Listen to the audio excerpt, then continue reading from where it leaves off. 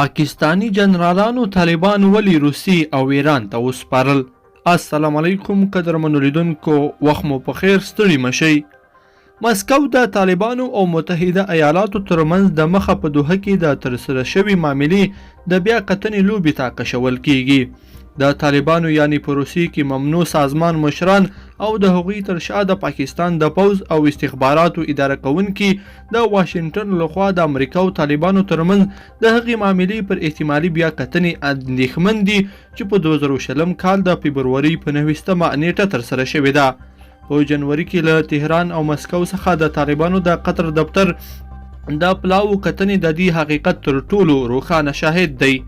د پاکستانی جنرال قمر جاوید باجوا ډلې چې په سیمه کې نوې سیاسي لوبه پیل کړي هڅه کوي د طالبانو د سرچینو په مرسته نه یوازې په کابل فشار راوړي بلکې په اسلام آباد کې هم د مخ پر زیاتیدونکي سیاسي بحران مخه ونیسي چې کېدای شي د لومړي وزیر عمران خان د کابینې د سقوط لامل شي. څو ورځې وړاندې د شیر محمد عباس ستانکزي په مشرۍ د طالبانو پلاوی مسکو ته سفر وکړ. عباس ستانکزي نه یوازې په دوحه کې د طالبانو د سیاسي دفتر مرستیال دی بلکې د روسي او همګټو هیوادونو سره د قهرجنو ملایانو د تحریک د اړیکو مسؤلیت هم په غاړه لري. ستانکزي د افغانستان لپاره د روسیې د ولسمشر د ځانګړي استازي زمیر کابلوف او د افغانستان د پخواني ولسمشر حامد کرزي نږدې ملګری بلل کیږي. نو ځکه د روسیې په پلازمینه کې د هغه ورسره ملګري خورا تود هرکلی وشو. په حقیقت کې په بل ډول کېدای هم نشول.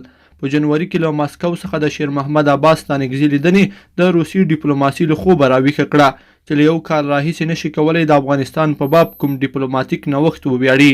د مسکو پارمات سناریو چې د زمیر کابلوف لخوا یو وخت د افغانستان بحران په باب د مشهورو په بهانه وړاندې شوه تر هغې وروسته د اوږده استراحت امر ترلاسه کړ چې 2020 کال د فبروري په وروستیو کې طالبانو له امریکایانو سره په دوحه کې تړون لاسلیک کړ.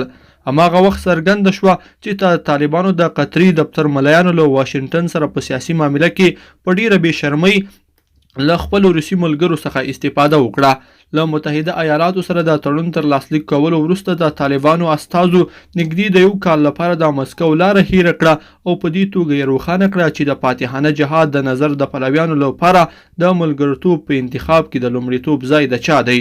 د مسکو کوڅو ته د طالبانو د قطر د دفتر د رنګینو ګیرورو څیرو اوسني راستنېدل بیا هم له امریکایانو سره تړاو لري.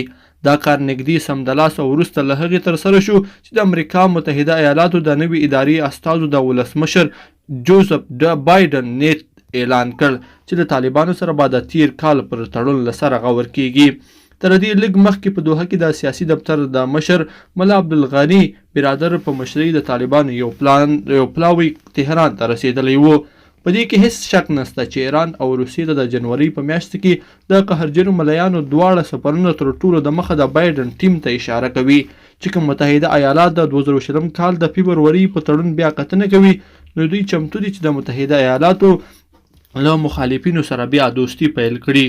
لا تر اوسه معلومه نه ده چې واشنګټن به د طالبانو او د هغوی تر شا د جنرال قمر جاوید باجوا په مشرۍ د پاکستان د پوځ او استخباراتو د لارښوونې کې ډلې دغه ډول باج غوښتنې ته څه ډول غبرګون ښکاره کړي چې د طالبانو د دفتر د دوحې ملایانو ته یې د دغو ډیپلوماتیکو اقداماتو اجازه ورکړې ده. لیدونکو په دې هیله چې دا مطلب به مو تر پایه لیدلی وي. که مو دا ویډیو خوښه شوې ویډیو لایک کړئ او چینل سبسکرایب کړئ. تر بیا ښه وخت.